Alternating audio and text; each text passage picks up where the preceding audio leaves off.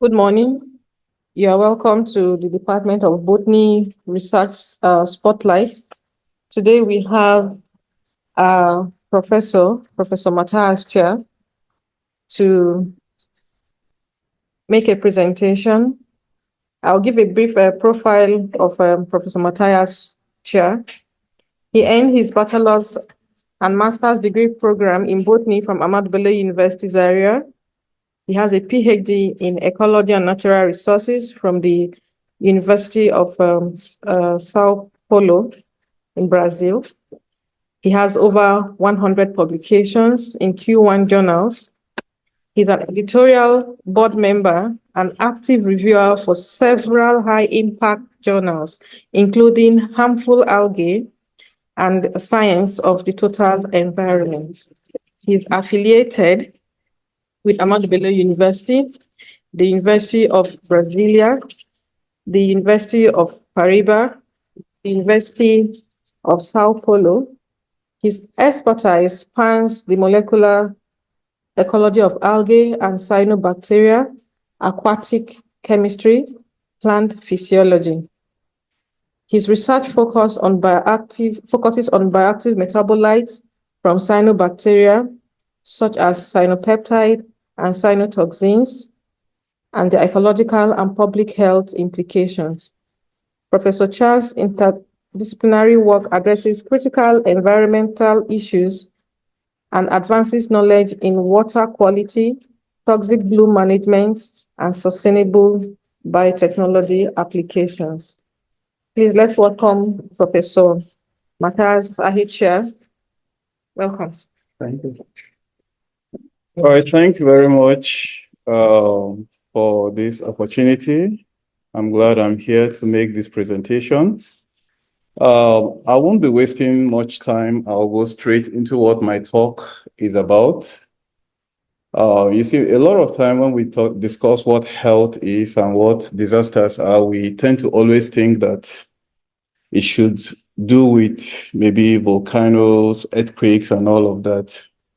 But if anything disrupts the natural order of things, be it man-made or naturally caused, be it fast or be it slow in acting, then it itself represents a disaster. Now, when I describe cyanobacteria as a disaster, there's something that always comes to mind. I use what alternative stable state systems are. And how do I explain what they are? It's basically pretty simple. It's like you being in a boat, and then every time you move from the center of the boat to the side of the boat, you begin to lose balance. But that boat will not capsize at once. All it takes is just one final little push, and then the state changes. It becomes abrupt. So this, in terms of cyanobacterial disaster, is that you could come out today and then the whole water is green and fish are dead. But you see, but all this while it was not there.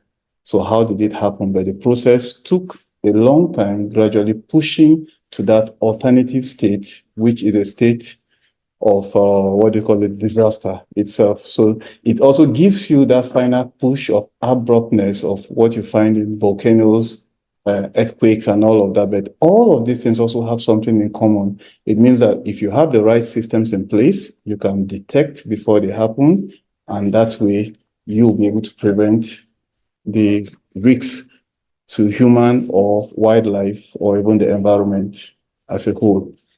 So this is what I'll be talking about. I'm Matthias Chaii. So I'm currently with the University of Sao Paulo, working as a professor as well as a researcher. A brief outline of my profile shows that I had my first degree, just like the HOD said, and second degree, the master's degree here in Ahmadu Bello University, and my PhD from the Federal University of São Carlos in Brazil. And I have some experience doing postdoctoral work at the University of São Paulo at ESALC. Then I worked as a visiting researcher at the School of Marine and Atmospheric Sciences. I served as a graduate assistant up to the level of senior lecturer at Ahmadu University, Zaria. Served as a professor at the University of Brasilia, currently as a professor and a young researcher awardee of FAPESP at the University of São Paulo. So we start by looking at the key candidates of our discussion, which are cyanobacteria and what their impact are. Now we need to understand what we are working with or what we're talking about in order to make a headway. So it's not about just looking at it from the angle that, oh, it has to be a lot of scientific jargon. No, I know there are a lot of people in this meeting that some without a scientific background. So my presentation is going to be in such a way that even the most lay person tends to understand what my presentation is about. And I'll start by telling you that these organisms have been here for as long as we have been here. They are much older than us. In fact, we are not even qualified to be called their great. See, I'm including the great grandchildren because they've been here for billions of years. We've been barely here for tens of thousands. So it gives you an idea of how old they are. And literally, we tend to look at them as the enemy today, but they were responsible for oxygenation of the atmosphere, the very air that we breathe today. So we should actually be thankful that they were first here before us because they created the avenue for us to be here. They are commonly known as the blue-green algae, and they exist in various forms from the unicellular form all the way to the filamentous form. Our activities generally tend to lead to to their excessive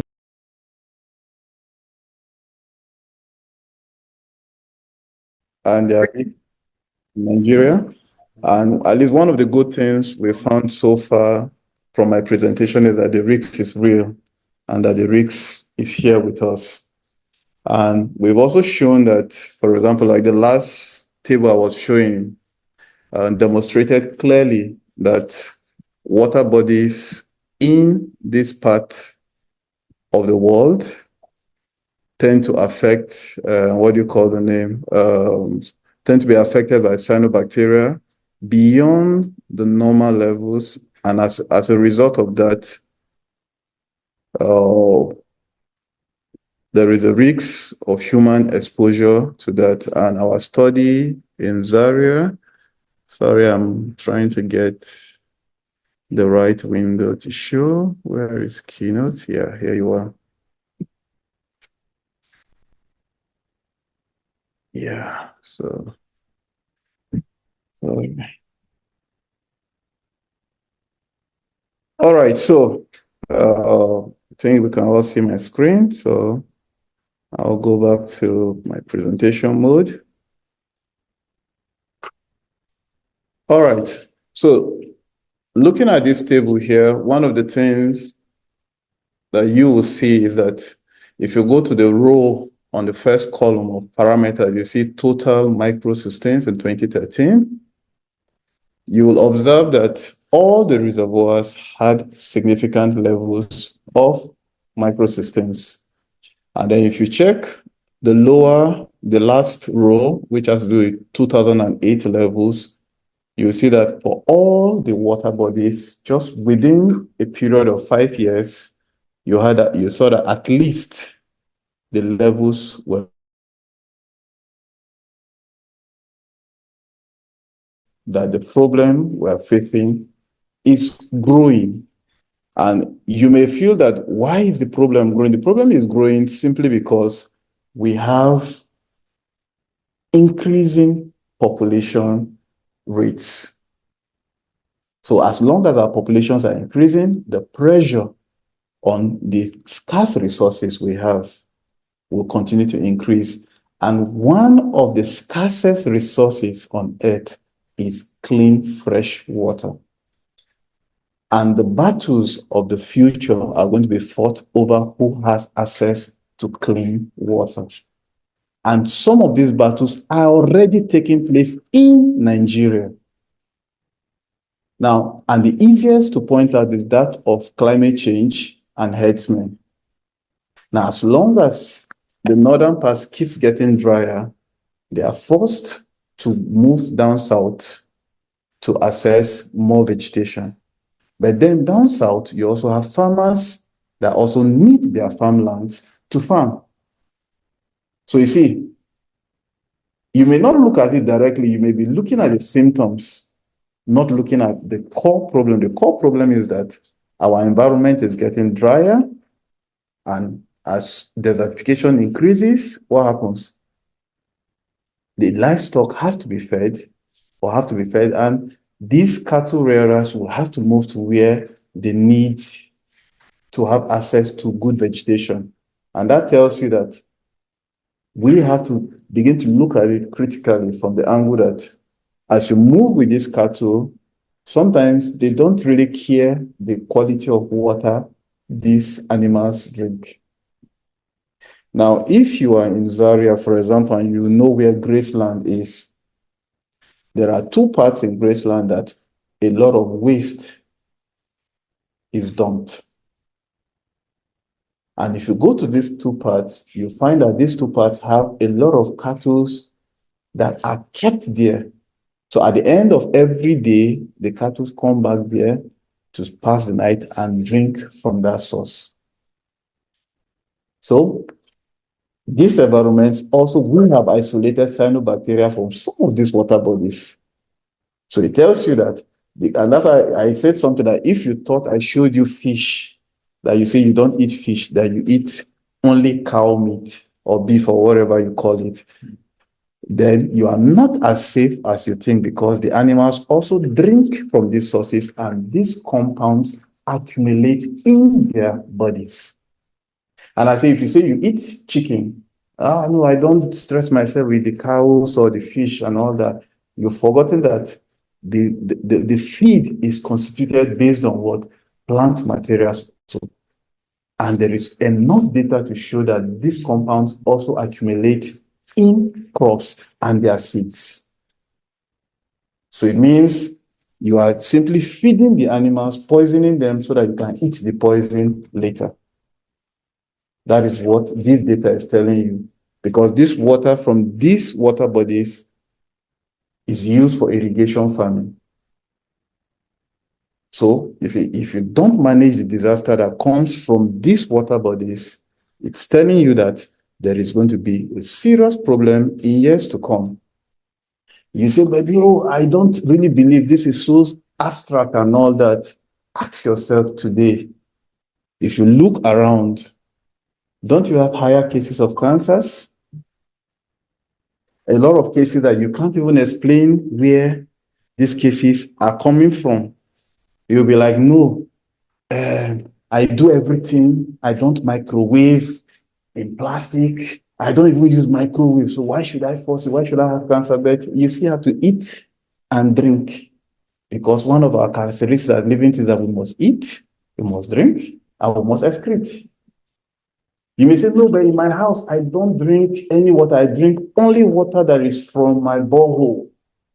Sorry to disappoint you, your borehole is also extremely contaminated. And you say, no, but this guy is a prophet of doom. He's just telling us everything. But I think we need to know the extent of the problem that we have if we are going to solve what is happening. Why am I having drawings on my screen when my tablet? Prof, I think it's one of the. Nobody is supposed to have control over my screen. So Yes, it's one of the participants, sir. It's not from you. okay, participants should stop trying to control my listening. We will jail you. Yeah. Anyway, no problem. We'll still be talking. Okay. But this is literally on my screen.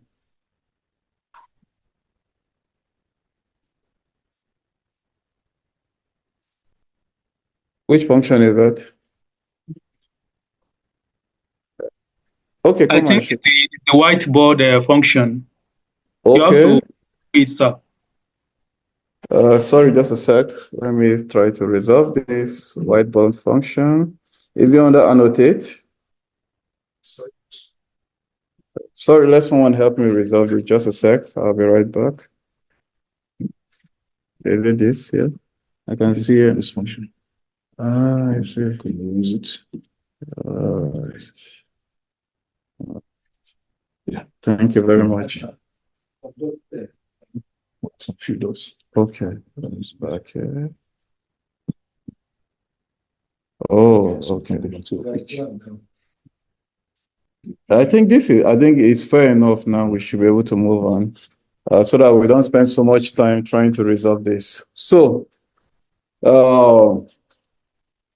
continuing, we've done a bit looking at how our environment is changing in the current reality of climate change.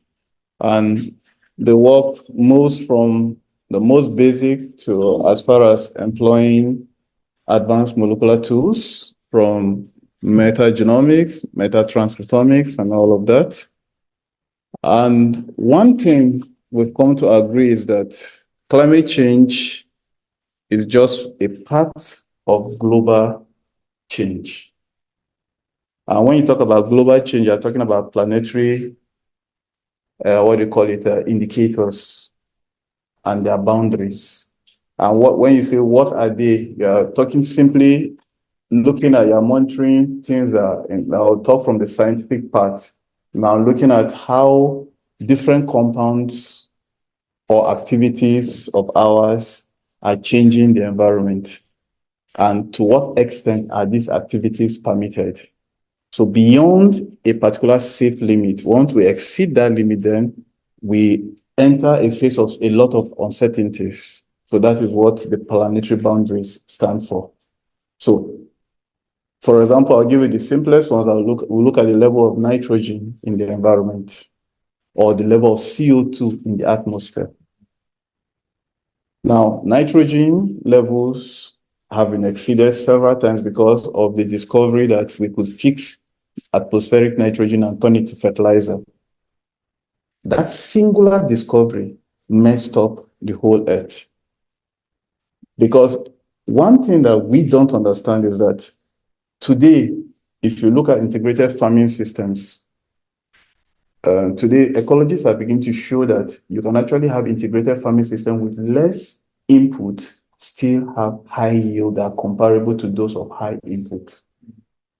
For example, instead of using pesticides and all of that end up in your reservoirs or your water bodies that end up contaminating the water bodies, you can have your farms with natural patches around them. And these natural patches keep natural enemies to your pest there. So each time you farm, that reservoir you kept, like you align natural vegetation around your farm. It can be in lines. What happens is that the natural enemies will move from there into your farm, take care of the pest, and during the dry season or non-farming period, that serves as a refuge for them. So they return back to that refuge until the next farming season. That's one easy way to look at it. So, and then you feel, oh, we have to use pesticides, but the more you destroy the environment, this is what this figure here is showing you, that beyond just the nutrient and climate change, all our activities are interconnected. Because let me give you an example. You pollute everything and then you end up killing, let's say, most of the bees and the animals that help you to pollinate. No matter how much input you put in your farms, air pollinate less than 5%. Most of your pollinators are animals. So if you take out your pollinators, what happens? You are going to run into a lot of problems. So I'm explaining this to you so that you understand that everything is connected. Because if you mess up with the water messes up with your precipitation messes up with the water available for you to farm, and then that lack of vegetation that will not be supported, what happens? Leads to more erosion and then more contamination of the water bodies, and then the cycle continues, and then it increases the heat. And as long as that heat keeps increasing, what happens to the system? We keep getting drier environments, and the drier the environments we get, what will be happening? You see that every boundary will be interacting with itself. You have where your increased CO2 and other greenhouse gases in the air are increasing the heat. The heat is affecting the cycle of precipitation. The cycle of precipitation is affecting the amount of rainfall on the land. And the more the soils are not with the plants to hold them together, to secure them, what happens? The soil, that terrestrial ecosystem, begins to lose its ecosystem services. So if it cannot perform its regulatory services, or perform its supporting services, or perform its provisioning services. Now, what do I mean by all of this? Regulation, for example, it regulates your climate. You find out that where you have more trees, what happens to you? You tend to have cooler weather. So if you have cooler temperatures, what will happen? It means the rate of water loss from the surface becomes what? Less. And at the same time, because most of it will have to pass through transpiration, and that transpiration will depend on whether you are dealing with a C3 plant, whether you are dealing with a C4 plant, or whether you are dealing with a CAM, your cryolysine acid metabolism based plant. Or now, when you join all of that together, it also affects how the quality of your reservoirs and other aquatic ecosystems will be, because if the soils are held together, there will be less erosion. And then even our farming can be done such that there are these farming systems. I don't know if we are beginning to do it here, but the way you farm is such that at the edges of your farm, you create like ridges that prevent erosion from taking place. And then you plant natural vegetations around it. So it serves like a bridge or a boundary between your farms and your water bodies. So once you begin to put all of that together, you begin to see that solving the problem of whether climate change and cyanobacteria still comes back to us. Because when you look at it from the angle that you are saying, if we can look at it from the selfish aspect that we say that ecosystem services, but you look at it based on what gains humans can get from having pristine environments. That means environments that are not contaminated. So if we know that if we protect the terrestrial habitat, we're protecting the aquatic habitat. We protect the aquatic habitat, we're protecting what? The terrestrial habitat. It means our fish will be safer for us to consume. It means that our water will be treated, we will need less amount of money to treat the water that we drink. It means that our farms will produce in such a way that it will be sustainable in the long run.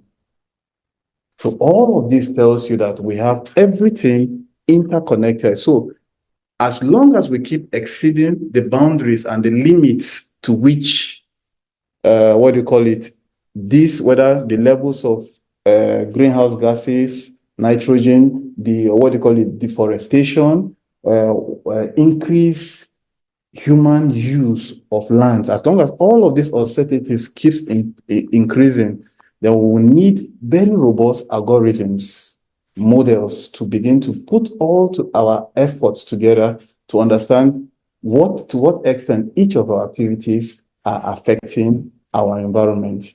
And if we can sell this idea to people that look, as long as we put the right models and we get the right results, we can tell people that this thing you are doing is causing this and this and this, and it's going to affect us all at the end of the day. If we can do that, then people will begin to see the value of protecting their environment, because in the long run, they're also protecting themselves. So the question now becomes, do we wait until we have all the data about the impact of climate change or global change before we start acting? No. Because if we wait, then it may be too late for us to do anything when we finally get the whole data that we need. And that's where the kind of my work becomes very, very important, because you'll be able to predict as well as prevent problems by using past historical data and current data, using that to be able to model what will happen in the future.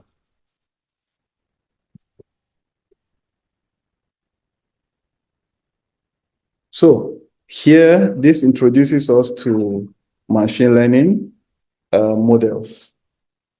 And simply put, when we say machine learning, we're simply saying that it's like a subset of your artificial intelligence, your AIs, and where basically you are setting an algorithm in place that can perform tasks that you don't have to manually be doing every time. It means each time data set is fed to it, it's able to what?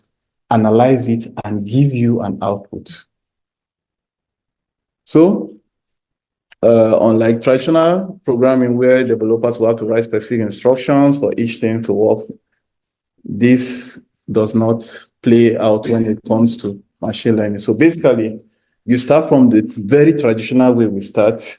You have a problem, you collect data about that problem, you prepare the data or clean the data, then you model, you select the right model for that data to know what is happening within the data set. Now, once you selected the right model, you begin to train. That's where the machine learning comes in. You train the model to be able to tell what is happening within that data set. So at this point, as much data that you can get, the better. So once you have done that, then you begin to evaluate, then you deploy your model to see how it can be tested, whether monitoring or maintenance or prevention or whatever objective that you have. And then with time, you improve the model as you get more and more information. Now, these models can be supervised or unsupervised. Supervised in the sense that you have a set goal. For example, in my case, now I want to know, okay, what are the chances that we'll have a bloom in a place, or what are the chances that humans will be at higher risks of exposure to toxins, and whether these toxins can affect their health. So in this case, you say A plus B plus C is going to cause what? So that cost, that final output is your response variable, whereas the, what do you call it? The explanatory variables are those variables that literally are independent variables that determine that outcome. But when it comes to unsupervised, you are basically working mainly explanatory variables. You are trying to find out if there is a pattern within what you are seeing. And once you can find out whether there's a pattern within what you're seeing, then it begins to tell you what to expect, what interconnectedness do you have between the problem that you are facing. So all I've said is summarized in this table here, which makes it easy to understand. So from my work to help in reducing the risks involved in cyanobacteria and their toxins, one of the things I'm currently doing is using machine learning algorithms to analyze complex data sets, such as nutrient levels, light availability. Beyond this, why I love this, and I'm working mainly using Python for this, not just R, is because it helps me to combine different data forms and formats. That means I can combine my data that's coming from metagenomics, my geospatial data from GIS and all of that, and at the same time try to put all of them together to understand whether there is effect of land use, land cover change on the water bodies, and how this can translate all the way to the microbiota. So beyond just saying, oh, I'm doing metagenomics or metatranscriptomics, or I'm doing metabolomics, all the data sets will be pulled together to be able to draw out a clear connection between which conditions or factors are causing the most effect, and how do you relate all of these changes to the production of bioactive metabolites as well as the blooms of these organisms. So with this, we can predict when blooms will occur by using historical data to be able to forecast what will happen. Now, one of the beautiful part of what we are doing is that we are going to look, now there's what we call radiating forces. Now, these radiating forces are based on how temperatures are increasing globally, or the rate of global warming. Now, there is that of 5, there's that of 2.5, there's that of 3.5. Now, these are, the 5 tells you the highest level that these changes can occur, and the highest level of the risk. Now, that means if we don't do anything, we keep destroying the environment, what is going to happen in the next 50 years or in the next 100 years. Now, one of the things I'm doing is using Bayesian statistics and other forms of predictive analysis with that. We'll pull together historical data, see how temperatures have changed over time and how cyanobacteria populations as well as their toxicities have changed over time. By pulling all of that together, we'll be able to now remodel and say, okay, if temperatures increase by this amount based on this level of radiation forces, based on what the Intergovernmental Panel on climate change says about the level that are expected within the next 50 or by 2100, what is going to be the level of risk at that time? So you see, with that, we can tell you exactly what can, not necessarily 100% certainty, that's what models are, but they'll be able to point you with some degree of certainty to where you should be and what you should do to prevent the problems in the future. So this will enhance monitoring efficiency because you can now directly combine the algorithm that you built to weather satellite imagery as well as the on-site data that you'll be collecting. So it helps you to draw together much more robust, information. And this also will help you to develop early warning signals or signs or systems whereby you can tell clearly that, look, if you do this by so time, you should be able to prevent exposure of people to so risk. And this can be very, very useful to government, especially if the government is serious about protecting its citizens.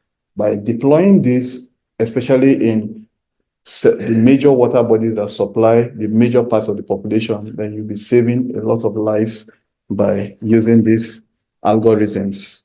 And these, for example, can go into surface plots as well as sensor regressions and all of that. So there's a lot that you can do. Like recently, Dr. Suleiman, we did something on random forest plots and all of that. So those are examples of and tools that can be used for machine learning. So you can go things like detection trees, clusterings and all of that. So those are important tools that can help you to cluster and make inferences about the problem that you are facing. So we've spoken so much about problems. So are we doing anything to solve these problems? Yes, we're already beginning to set up some things to solve the problems. And one of the things we have been doing is that we've used various chemical as well as in situ methods to solve this problem. That is, what if we use plants that compete for space with the cyanobacteria, what will happen? But even this has a limit now. If you understand what the concept of alternative stable states is all about, you understand that for the plants to be effective in controlling the cyanobacteria, there is a limit of eutrophication that has to be avoided, or there's a limit of cyanobacterial growth that has to be avoided. That there's a limit to which if cyanobacteria already grows to, that the plants can no longer establish themselves. And if they can no longer establish themselves, means they cannot control the cyanobacteria. So we have found some of these studies, and some of them are actually based on long-term historical data that has shown these trends. So we can generalize all of these into chemical treatments, whether you use algicides, whether from natural or synthetic sources to kill cyanobacteria and reduce their bloom size. But the problem is that does not take care of the compounds they produce. In fact, sometimes it releases more of it to the environment. Then there are still mechanical methods like skimming to pack when you have excessive blooms. Then you can also, the most effective, which is one of the safest ways to see if you can manage the level of nutrients.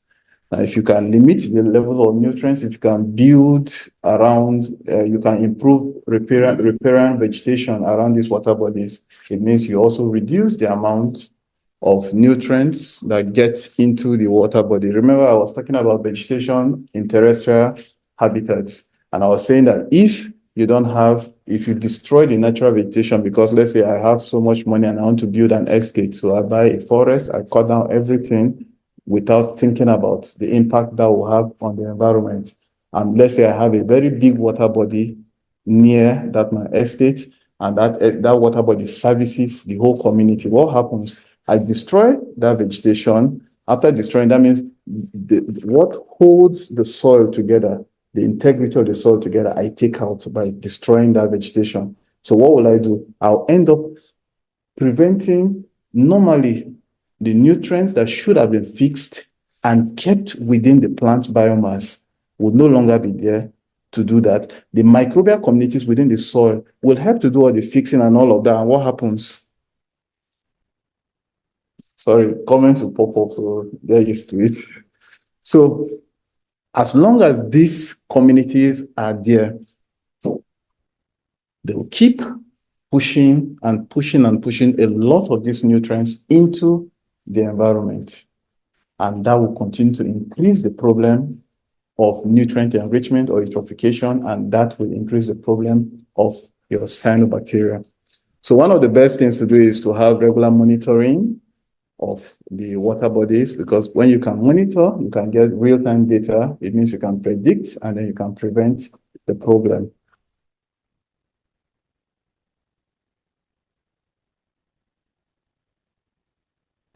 Sorry, let's keep getting this.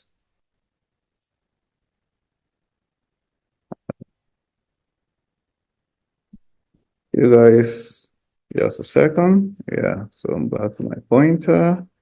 I'm back here. Oh, I still have 2 lines down there. We'll assume they are designs. So, what are our current challenges and what future directions do we have? At the moment, personally, I'm using various omics techniques. And with these techniques, the idea is we want to see if we can understand the processes that control the bloom. Yes, we already know nutrients do this, but how really do they do it? You see, we can generalize knowledge, but generalization does not solve problems. It will give you generalized problem, but when we look at context-specific problems, that means the more information we have per context, it means the more specific and more robust the solution will be.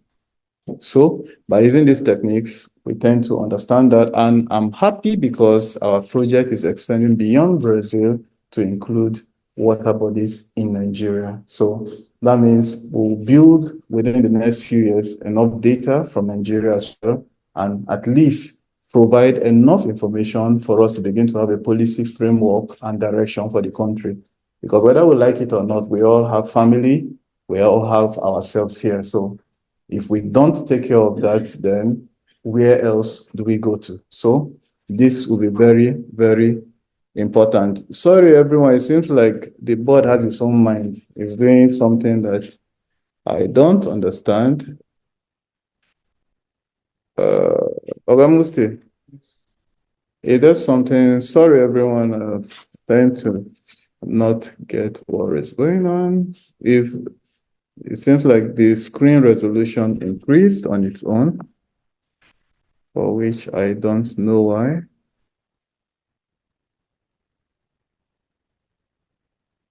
Okay, then don't worry, I'll just manage it this way. So whether we like it or not,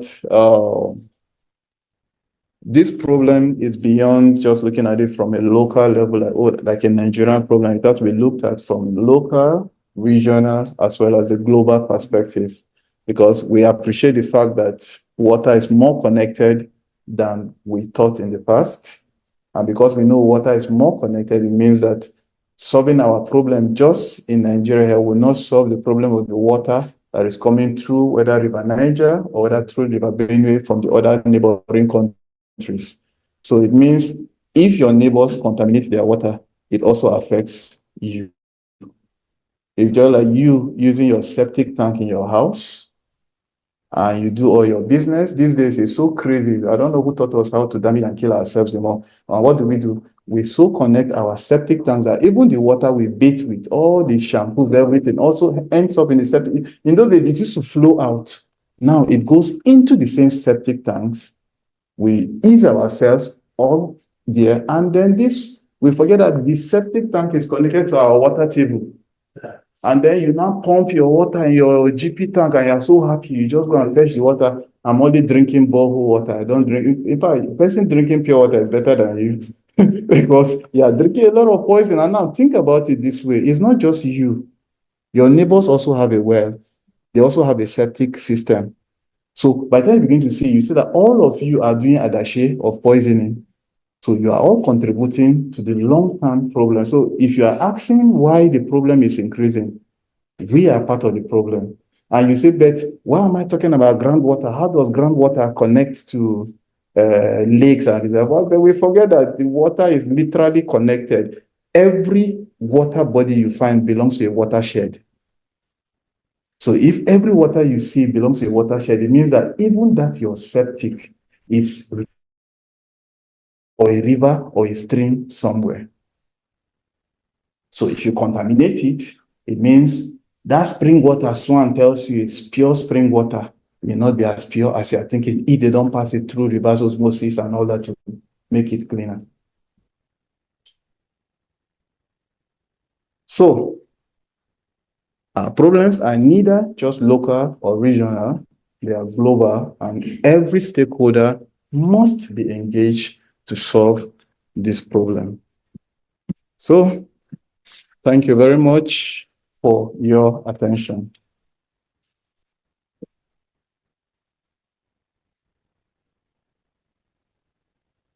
Yeah, I can see Dr. Habiba has a question. I think I'll leave it to you to handle the Q&A, then I answer. Okay. So the HOD will be here to get the questions, then I'll answer. So we can do it together. All right, thank you very much. The Department of Botany is honored to have Professor Matthias Ahicha present his work. And as we can all see, his work demonstrates his commitment to advancing our knowledge on environmental issues. And he has also proposed solutions, sustainable solutions, and also develop strategies to mitigate these environmental issues. So as we move to the question and answer section, we would like to take questions from our online participant first. In that wise, if you have questions, please indicate by raising up your hands and we can proceed from there. So we have one person there, that is Dr. Habiba Atta. So please, you can proceed with your question. Okay. Good morning, everyone. Our HOD, Professor Chaii. Professor Chaii, excellent job. Thank you so much. Your presentation was mind-boggling. Like I was just shaking in my seat. I was just thinking of the impact of all what you are saying. And particularly what hits me is the fact that, to the best of my knowledge, our regulatory bodies do not really check for these toxins. So I don't know if at all there is any kind of engagement from your end, maybe for you as an individual researcher or in the capacity of your department, if there's any level of engagement between yourselves and policymakers, Ministry of Environment, Ministry of Health, to somehow come up with a kind of collaboration where you prefer all these modern technologies for real-time monitoring of these toxins, imputing spatial data and all that, so that they can project into the future and say, okay, this is what is going to happen, and this is what we're going to do now to handle it. So that's the first question. I don't know if there's any level of engagement from your end with the industry. And then, okay, can you hear me? Yeah. Yeah, we can hear you. Am I still audible? Very. Yes.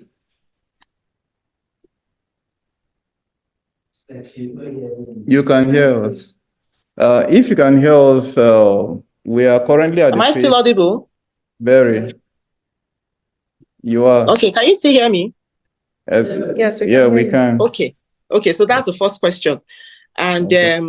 then the second question, from one of your studies, I noticed where you had when you had the damming system, it seemed to have higher levels of the toxin compared to the lakes. So I was thinking the lakes were receiving much more sunlight, so it would encourage the growth of the cyanobacteria and then the level of the toxins. But to my surprise, I saw that particularly the ABU dam had significantly higher levels. So I was wondering, what is the reason for this? So those are my two questions. Thank you once again. All right. Thank you very much. Policy direction.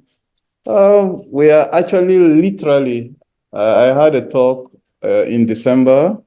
We are beginning to engage one or two policymakers, and perhaps we can begin to have a policy document headway. We'd have a headway in the short run. Not even we'd have to wait for so long for it to happen. But the fact remains that it doesn't matter whether you are rich or whether you are poor. You are literally still exposed to the same risk. The difference is that if you are rich, your own risks, you are paying higher for it because you go to more expensive places to buy the same risk. So, so that's just the difference I have. So that means there's something I say that it is actually cheaper for government to provide potable water because you are going to lose somebody that maybe will have been the brain that will transform the whole Nigeria from unwanted disease. So if we are able to provide water through the tap system, what that helps is that in the long run, the pressure we are placing on our aquifers, the groundwater, will not have the need to be digging boreholes everywhere.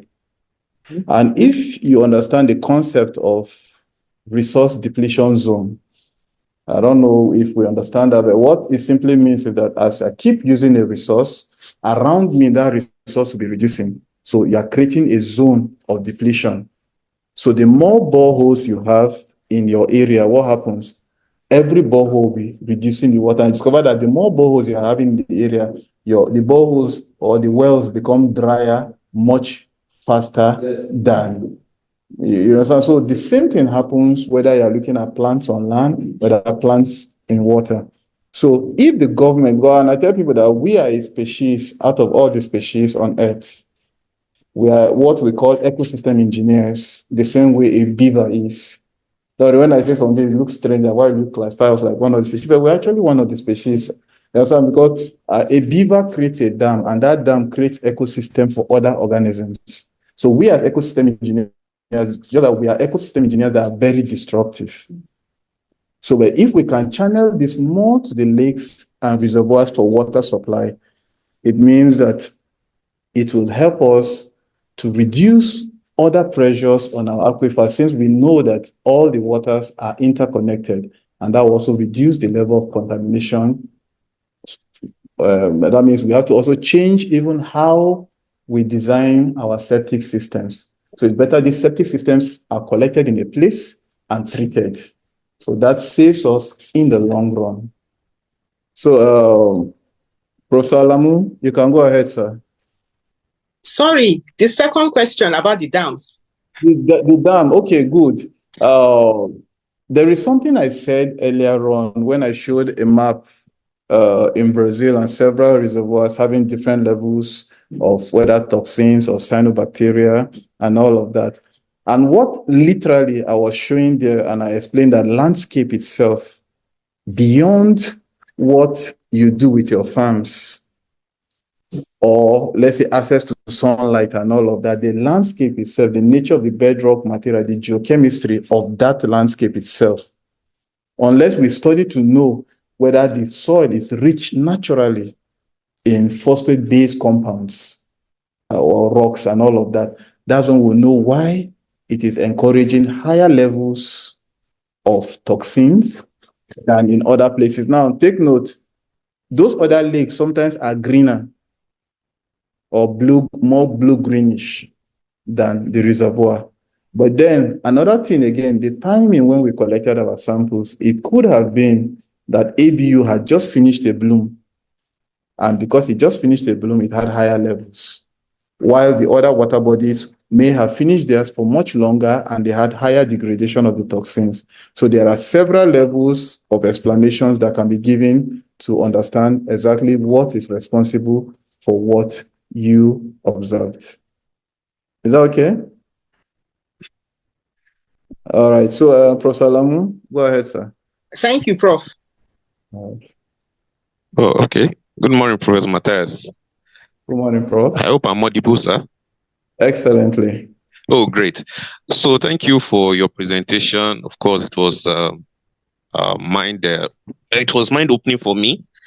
I'm not particularly a professional in your area of research, but some of the things you said, of course, got me thinking. Now, I have about 3 questions. So the first one quickly is one, Okay. you talked about people digging boreholes in their compounds, and of course, the water they pump into their GP tanks to drink is also contaminated. Well, I'm a layman, as I've said. According to the engineers who do this, they will tell us that once you leave some feet, maybe a distance of, let's say, 10 meters from the other person's septic tank, there's a possibility that the water is a bit filtered, right? Okay. So can you please enlighten me, because so that we know if I'm drinking pool water or somebody else's feces? That's the first one, Okay. sir. The second one is, you talked about your model, which is part of my Your my area. core research. Yeah.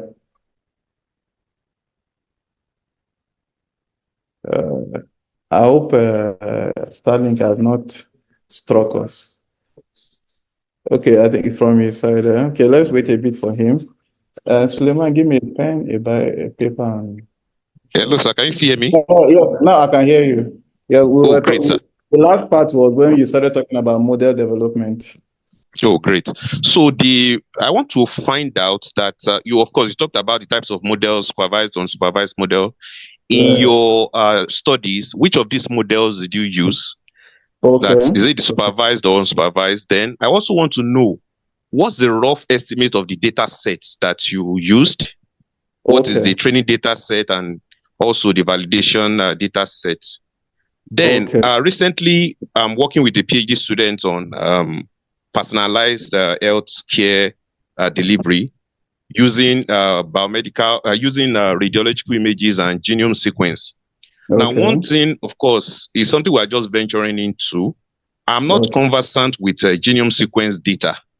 Are they usually labeled data, or we have to mine the data using the machine learning models or algorithm?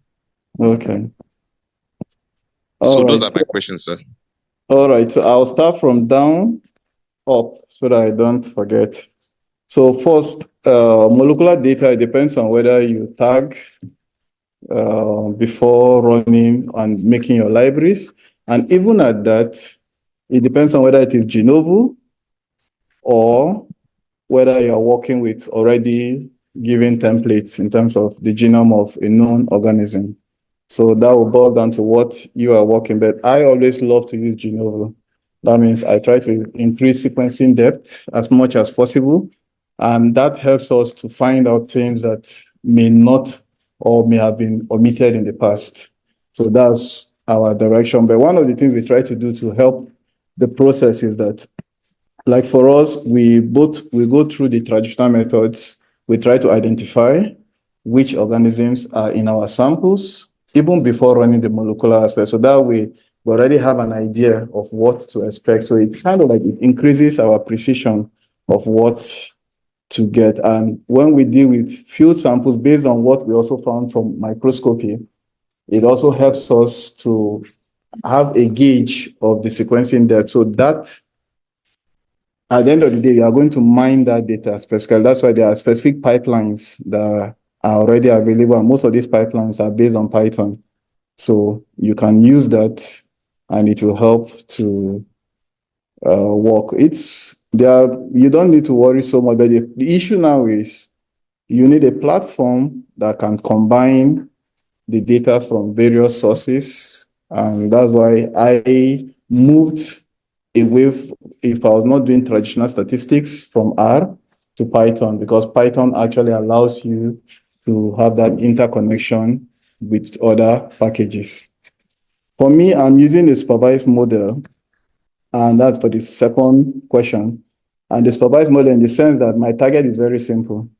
I want to understand what is responsible for bloom formation in reservoirs beyond just what is generally said. I'm looking at specific locales and what in those locales may be responsible for that. So it is provided in the sense that I have explanatory variables like nutrient changes, land use patterns, in temperatures and other physicochemical parameters around the area that I'm working. So with that, we have our explanatory variables, so we can literally tell, since we know what our response endpoints are, first is cyanobacterial bloom formation. Second is the cyanopeptides, the compounds that they produce. So if we can be able to explain what happened, we can draw inferences as to what is responsible for that itself. So what is the size of data set? The size of our data set is actually a bit large. It spans several years because like Brazil has an extensive literally daily monitoring system. So we have data sets that are cutting across over, 20 to 30 years of data, so which is a lot. Then, but for Nigeria, we have almost nothing. So we are literally going to start building. But you see, the beauty about machine learning, which Professor Femi, is that you can feed it with different data types and data sizes. So it learns from the data and is able to change rules according to how the data varies. So in terms of validation, for now, we are still building our models. So I won't say much for that, but we can definitely build on that later on. Boreholes interconnectedness. I'll tell you one thing for a fact. An engineer, sadly, cannot tell you about health risks and all of that. The engineer will not, if you want to know, perhaps you should talk more to a geochemist, because a geochemist will be able to tell more than what an engineer will tell. The engineer will be more interested in how to dig, how to access the water, and how, okay, if your water is away from so person's own, there'll be no, maybe influence on the amount of water you get from yours. But the difference is this, that the engineer is also not correct, because the deeper you go, you find out that at the lowest levels, there is literally a water table, and it's like a river down there, and that river is connected. So how do you then say one is not connected to the other? And we all know that when the rain first falls, the ground dries faster. But the more it rains, what happens? It begins to last a bit longer because the water table is being recharged. So that should tell you that if you are feeding it via the septic system, then it's going to be recharging it. And mind you, it's small. Everybody's contributing every day. Look at the population of, let's say, Zaria, getting close to 1 million or more than 1 million. So imagine all of those people contributing daily to that, because they will bathe, they will go use the toilets and all of that. So it tells you how much contribution. So when you look at it from that angle, then you understand that I'll use this explanation to explain it. I call it the tragedy of the commons. And how do I explain it is that I do what favors me without thinking about what affects all of us. So as long as it keeps favoring me, I'll keep doing it. But what happens at the end of the day, we'll destroy it for everybody. So nobody ends up having access to it. So, and that is what the borehole system literally is. And that is why I encourage that we have better, portable water systems that are well regulated, monitored, and treated for human use. And this also in the north should include the water that is used for irrigation farming. So I think I've answered that. Thank you, sir. So how do we now get to stop drinking somebody else's poo? Can we use filters? Is that sufficient? Yes. You can get a reverse osmosis system. There are simple ones that you can connect in your house, and it will help remove this. And if your reverse osmosis system is also, it also has activated charcoal attached to it, all of that with the resins, they'll help to remove both metals as well as particulate in that bacteria, as well as other compounds that are found in that. So that reduces significantly your risk. So your best bet is to get a system in your house that filters the water that you drink. Yeah, thank you, sir. Yes, sir. Then, okay, Aminu has disappeared. Somebody else was raising. Professor Ali, do you still want to ask your question? All right, go ahead, sir. Prof, thank you very much for this occasion. We know your passion and all your contributions in this regard, and you are on. It's good to know that you're still accessible and we always interrelate. Now, certainly you have always portrayed clearly not just the concentration of cytotoxins, but their effect. But this thing is, so to say, restricted to Zaria. And like you say, in Brazil, they have a lot of this data. In this country, we need to build up our data. I don't know if there's any way, either by collaboration. Zaria is here, I live in Jos. The northern part of this country, their reservoirs and dams are drying up seriously. And we know that the relationship between humans, animals, and these water bodies is more intense probably in some of these northern states, Gombe, Plateau, maybe than even Zaria and its neighborhood, where some of your work are concentrated. Is there any way now, as your questions remain, ways of collaborating between these neighboring universities or even with the external to find a way of getting a broader profile of these cyanotoxins so that even the policy makers can take us serious that actually this is widespread and this is the extent and this is yes, so why not it's something about it. The other things I'll discuss personally online. All right. All right, thank you very much, Prof. There is something I said, and I'll say it here publicly because I know there are a lot of people listening that some of them are not even in Zaria, some of them are linked to policymakers, and my statement here will be very important because we need to change in the way we do things. Now, I wrote a project that was to begin to extend the level of this data in Nigeria. The concept note was approved. Then I believe Dr. Suleiman is here. He was part of that project. Then when it got to the final proposal, which is for almost nothing when you look at the amount that is given, when you look at the scheme of things and the extent to which you work. And Third Fund didn't even have the courtesy of writing the title of my, of my proposal, and sent me a mail and told me how the proposal did not even meet the minimum score for acceptance. So it tells you that if your own country and your own funding body does not know the relevance of what a work is, and this same project I submitted out there, and they didn't just give me more than enough money I need, they also provided scholarship for 13 students. But Nigeria told me that that proposal was not up to quality. And mind you, my proposal was assessed out there by 5 experts in the field, not just general people. And one of the experts was a professor of chemistry.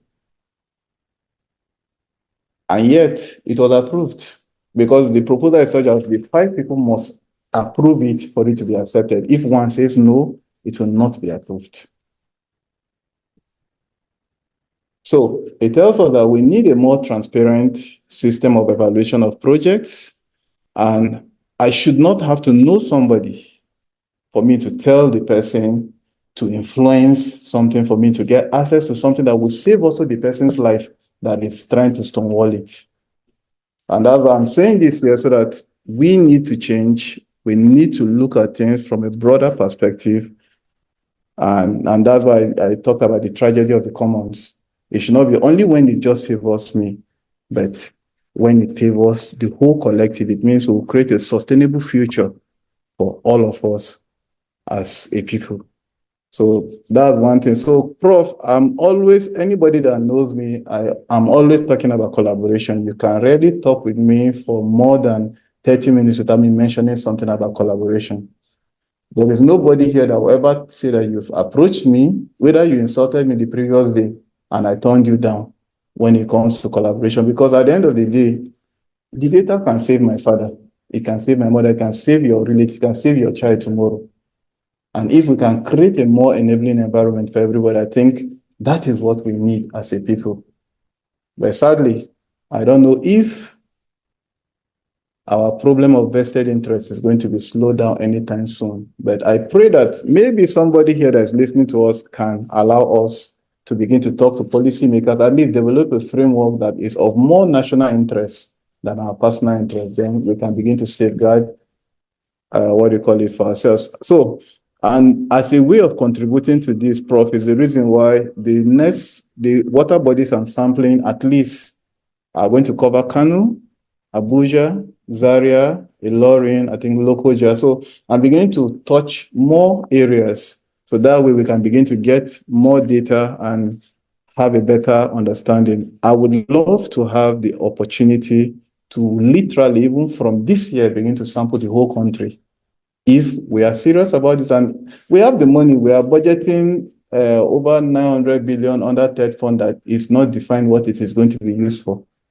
We budgeted over 340 something billion for Judiciary Council of Nigeria without saying exactly what it is going to be used for. We budgeted over 50 billion for for maintenance of the presidential fleet.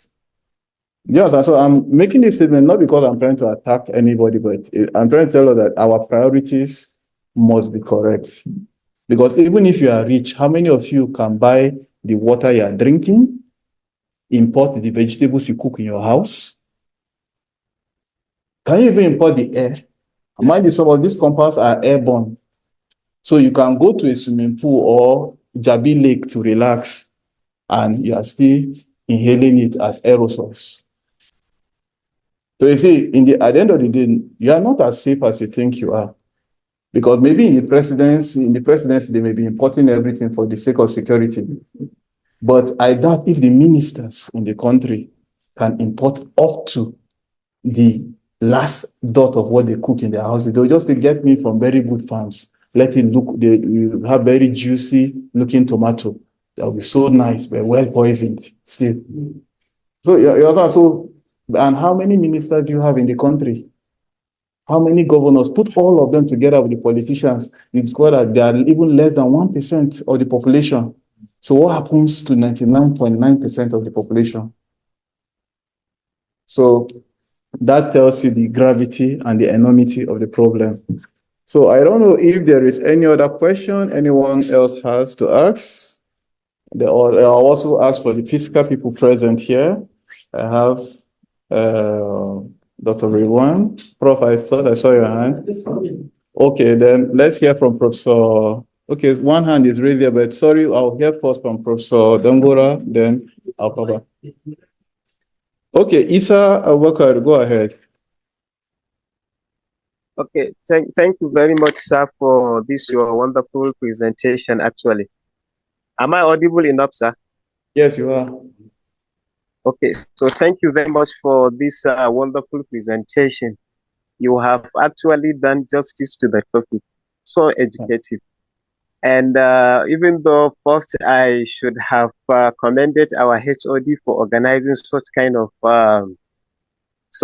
programs, it is really very educative. Sir, and I just have a single question.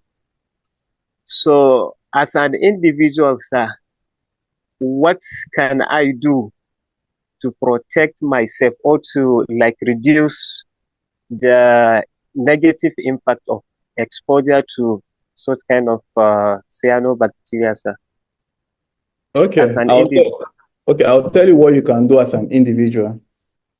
As an individual, you need to have your own water filtration system in your house. You need to farm your vegetables.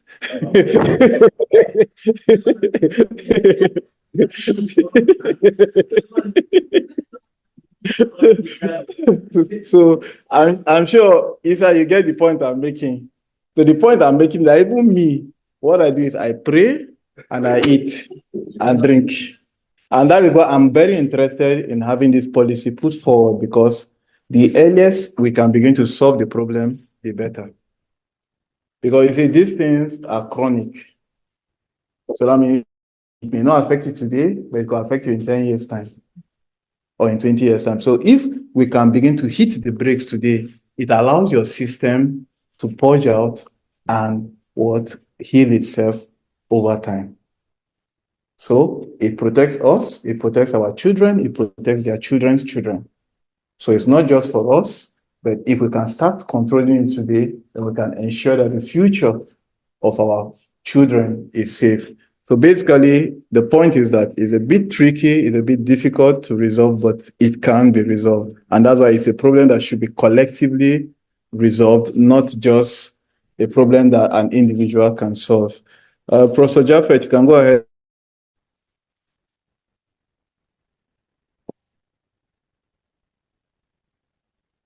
Professor Jaffet, sir, you can go ahead. Hello, good morning, everybody. Nigerian time. Good morning. Good morning. Can you hear me? Yes, sir. Good morning, sir. Am I that audible? Yes, you are audible.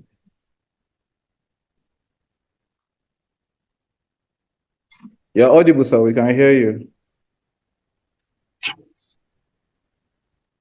Good morning, everybody. At the bottom of Botany. Can you hear me? Hello. Yes, we can hear you. Yeah, sir.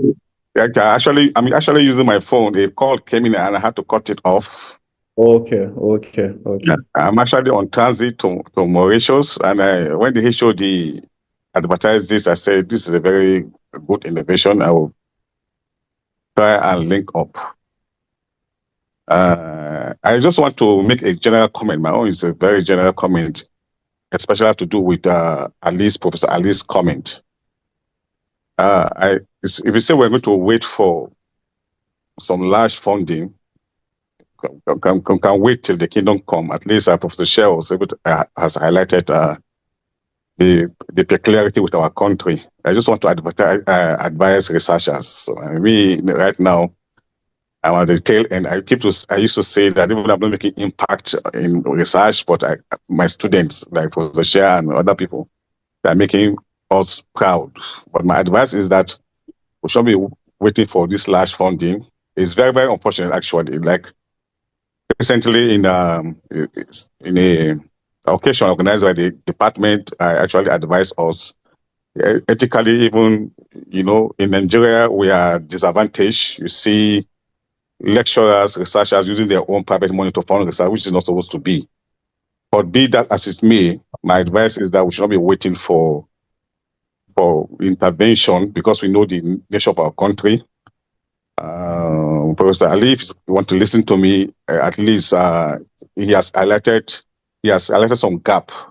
My advice is that I should not wait for anything formal. He should just within his capacity and the available resources he has, can put something together. I remember when the first time I got my opportunity to travel to China for my PhD, my also said the same thing to me, and that's why I'm echoing to our researchers.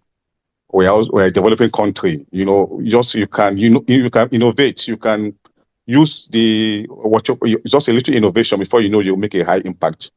So my advice is that we should not be waiting for those kind of big funding, though they are actually very desirable and very mandatory. But if you say we want to wait, we're going to make much impact. I remember when you came back from Brazil, actually, after your degree, at least, you did a lot of research that were even published in high impact journals with little or nothing coming by the way of a grant or something from the government. Because like now, it's very unfortunate. What you are doing now, actually, what you're doing now, the policymaker may not be aware of it, but it's very, very key to the health of everybody. It's very key. We're always exposed to these toxins, and just like you say, we see having incidents of those kind of diseases that we should hear from other countries. But now it's very common. Cancer, leukemia, these are very common things. And like you say, something that we underplay all this stuff about climate change. When we talk about climate change, talk about environment, how to mitigate them. People just think that because one thing about human is that anything does not translate to naira and kobo, immediate gratification, don't take into consideration. Even now, as we're talking about climate change, people still doubt it.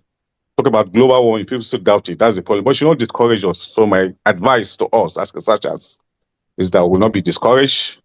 We'll use our available means and make high impact. So we are proud of what we are doing. And I just encourage other researchers to follow suit. He has mentioned a lot of things. That's a gap for him. I think that's a challenge. What things is an enclave there in North of Jos. You can do something, even within your even small means. You can do something and make impact. So that's just by way of general advice. Thank you. I hope I'm audible enough. Yes, you are. Thank you very much, Prof. I appreciate that. And I think it's something we must do. In line with what you said, I remember when I came back, for those that spoke with me, I always say what my supervisor told me before I came back to Nigeria. She said that, Matthias, you are going back home. You may not have the best equipment, but try to have the best ideas. So if you don't have the equipment, have the idea, start building the idea. So as long as we can do that, then I think we can create a network and direct our student projects to some of these areas all around the country. I think that should begin to give us some insight into what is happening. Then that can even serve as a basis for looking for a really, really not local grant, but international grant that will further shed more light on Nigeria's specific problem of this. So, Aminu Yusuf, please go ahead. Thank you, Prof. Good afternoon, Prof, and my other people on this meeting. So, the thing of concern is like the question asked by Isa and your response. It is difficult for one to farm his vegetables and also for one to have his own water sanitization. So it is actually a thing of concern with the challenges of cyanobacteria on our personal health, which is a thing of concern. So my own advice here, sir, I'm suggesting if we can find a way of escalating this data and concerns through these social media. I want to believe with escalation and awareness, this information and concerns can get to the people in charge. In fact, it can get to the president or at least the agency responsible, so that we will have a way of funding for the research and let's have a way out of these challenges, at least for the next generation. Because I want to believe most of us are already exposed to this bacteria because we've been living on for so long. Yeah, we've all been exposed. Just the summary of it. So I agree with you, and please, I'm open to such discussions. I don't really know much of people that are policymakers. So if anybody, whether in the meeting or physically present, knows anyone that we can start having such conversations with, I think it will really be good for everybody in the long run. So thank you very much, at least those online.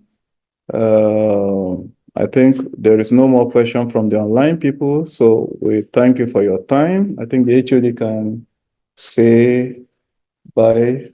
Then after that, we do here. All right.